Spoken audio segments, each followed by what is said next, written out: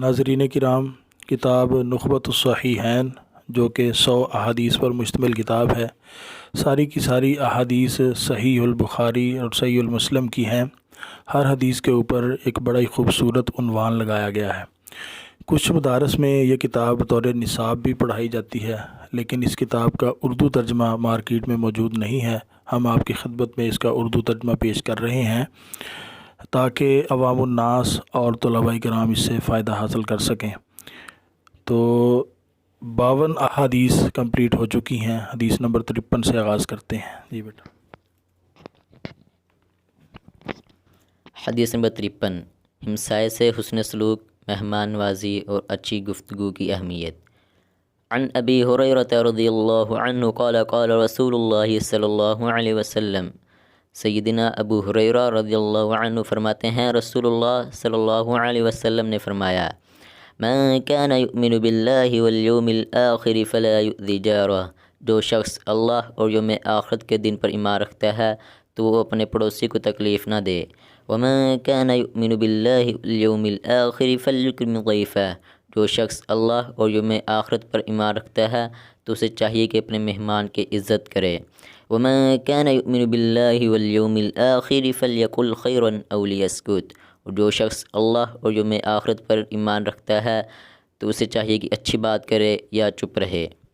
حدیث نمبر 54، حقوق کے مطالبے سے حقوق کی ادائیگی افضل ہے۔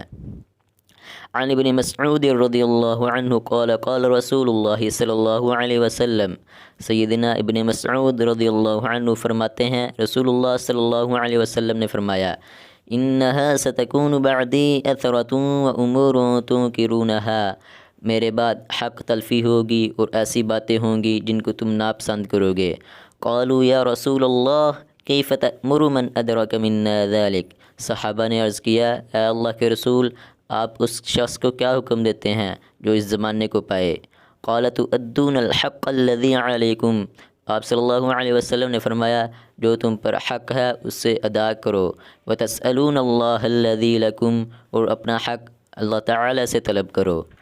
حدیث نمبر 55، اللہ تعالی کی حرام کردہ چیزیں۔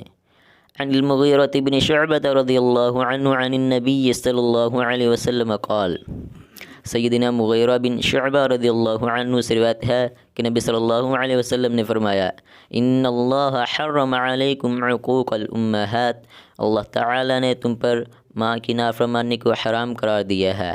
ومنع وہات، والدین کے حقوق نہ دینا اور ناحق مطالبات کرنا۔ ووعد البنات، لڑکیوں کو زندہ درگور کرنا۔ وکریہ لکم قیل وقال، اور فضول باتوں کو ناپسند کیا گیا ہے۔ وکثرۃ السؤال، اور زیادہ سوال کرنا۔ واضاعۃ المال، اور زیادہ مال ضائع کرنے کو بھی ناپسند کیا ہے۔ حدیث نمبر 56، لالچ کی مذمت۔ عن انس بن مالک رضی اللہ عنہ ان رسول اللہ صلی اللہ علیہ وسلم قال، سیدنا انس بن مالک رضی اللہ عنہ سے روایت ہے کہ رسول اللہ صلی اللہ علیہ وسلم نے فرمایا، لو ان لابن آدم وادیا من ذهب، اگر انسان کے پاس ایک سونے کی وادی بھی ہو، احب ان یکون لہ وادیان، وہ یہ چاہے گا کہ اس کے پاس ایسی 2 وادیاں ہوں۔ ولن یملأ فاہ الا التراب، اس کا منہ مٹی کے سوا اور کوئی چیز نہیں بھر سکتی۔